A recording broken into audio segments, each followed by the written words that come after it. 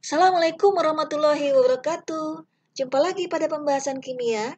Kali ini kita akan belajar bagaimana cara membuat larutan.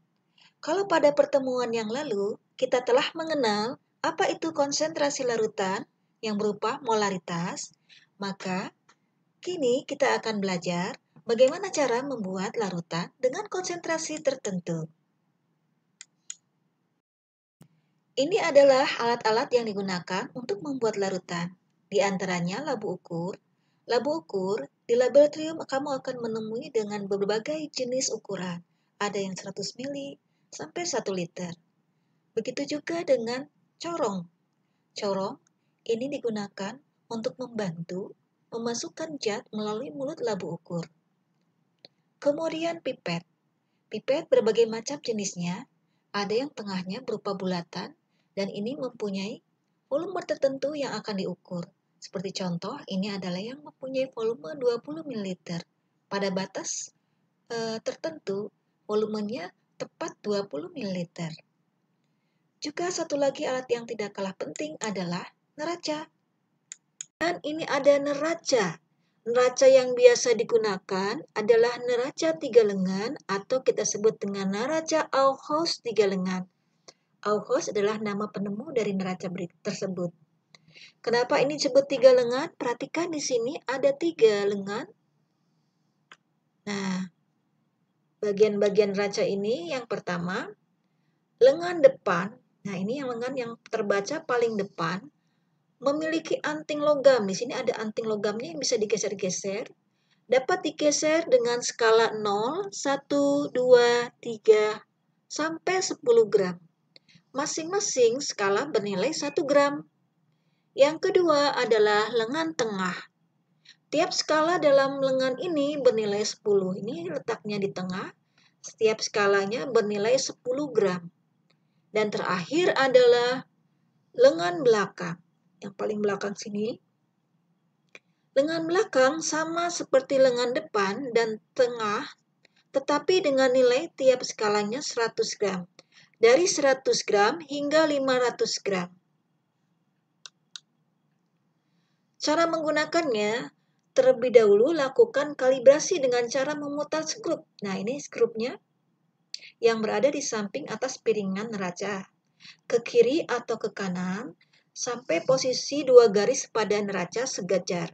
Ini maksudnya 2 garis di sini sampai sejajar atau di sini ada angka yang menunjukkan 0. Pastikan benar-benar sejajar agar tidak terjadi kesalahan menimbang. Setelah itu, geser anting ketiga. Lengannya mulai dari lengan belakang ke lengan depan. Setelah itu jumlahnya nilai dari ketiga lengan tersebut adalah berapa. Sebagai contoh, jika lengan depan menunjukkan angka seperti ini. Nah, ini ya. Hampir 6 tapi belum sampai 6 atau 5,8. Kemudian lengan tengahnya menunjukkan ini 40. Kemudian lengan belakangnya menunjukkan ini 300.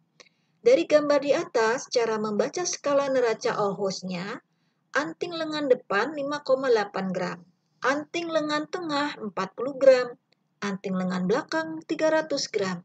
Maka, total berat gantungan kunci tersebut adalah 345,8 gram. Tinggal kamu jumlahkan ini. Dulu perhitungan dalam membuat larutan. Sebelum kita membuat larutan, misalkan membuat larutan 100 mili NaOH yang konsentrasinya 1 molar. Tentu kita harus tahu dulu rumusnya. Dari hubungan yang kamu plot grafiknya, bahwa molaritas berbanding lurus dengan mol dan berbanding terbalik dengan jumlah volumenya. Karena di sini volumenya dalam liter dan kita biasa dalam laboratorium menggunakan satuan mililiter, maka ini bisa diterjemahkan molaritas sama dengan milimol per mililiter. Sedangkan mol sendiri adalah gram per AR atau milimol miligram per AR. Nah, maka kita bisa merangkumnya ke dalam rumus seperti ini. Tapi boleh-boleh saja kalau kamu menggunakan rumus awal. Nah, bagaimana cara membuat larutan NaOH 0,1 molar sebanyak 100 mili? Perhatikan, sebelum membuat larutan, kita menghitung dulu berapa yang akan kita timbang. Contohnya, jika kita membuat larutan NaOH 1 molar sebanyak 100 ml, maka kita menggunakan rumus, masukkan molaritasnya di sini 1, gram yang akan kita cari, kemudian volumenya 100 ml, kemudian kamu masukkan mR dari NaOH. Na, AR-nya 23, O16, H1, sehingga NaOH mR-nya 40. Perhatikan, dari perhitungan ini didapat massa dari NaOH yang harus kita timbang adalah 4 gram. Siapkan alat dan bahannya, karena di sini kita menggunakan zat padat, maka kita menggunakan zat padat yang akan kita timbang pada neraca Oekhs. Selanjutnya, kita saksikan bagaimana cara membuat larutan menggunakan labu ukur pada video berikut.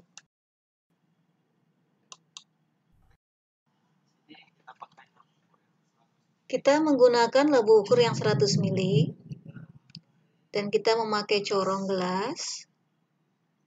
Corong gelas digunakan untuk membantu memasukkan zat.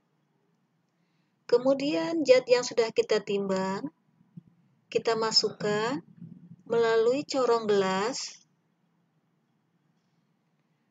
untuk membantu masuk. Kita semprotkan pelarutnya air dalam botol semprot mengenai sisa sehingga semuanya dapat terlarut.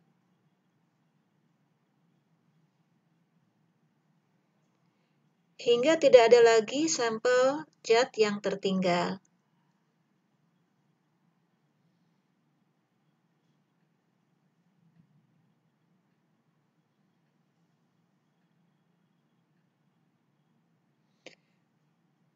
Berikutnya bilas corong gelas sehingga sampel yang menempel di corong gelas masuk semuanya ke dalam labu ukur. Begitu juga samping-samping labu ukur dibilas menggunakan air yang di dalam botol semprot. Masukkan sisa pelarut air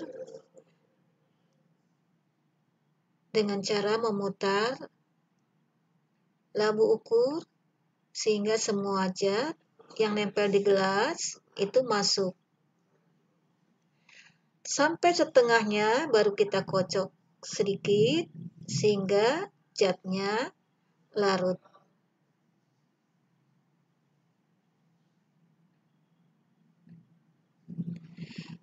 Kalau sudah larut secara homogen, lalu kita tambahkan lagi airnya. Masih menggunakan botol semprot.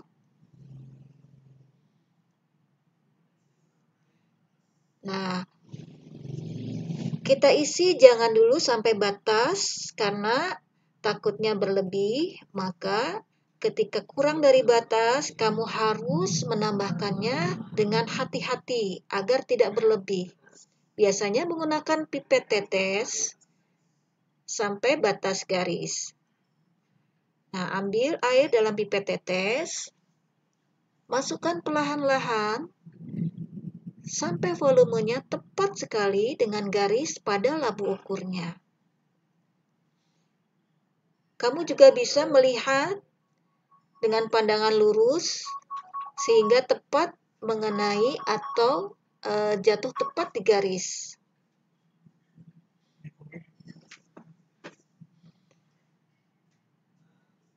Sebelumnya kita bersihkan dulu zat-zat yang tersisa atau cairan yang tersisa di labu ukur menggunakan batang pengaduk yang dilapisi dengan kertas saring.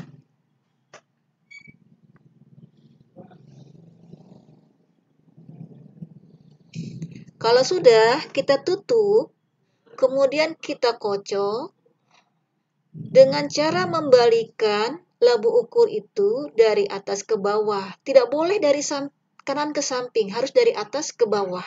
Nah, demikianlah hasil tutorial dari pembuatan larutan. Nah, setelah kamu menyaksikan video cara membuat larutan, Dengan menggunakan labu ukur, jawablah pertanyaan berikut. Tulislah langkah-langkah untuk membuat larutan NaCl 2 molar sebanyak 250 ml. Apa saja alat dan bahan yang digunakan, dan bagaimana cara membuktikan bahwa larutan yang sudah kamu buat benar-benar molaritasnya 2 molar. Semoga bermanfaat. Assalamualaikum warahmatullahi wabarakatuh. Sampai jumpa pada pembahasan berikutnya.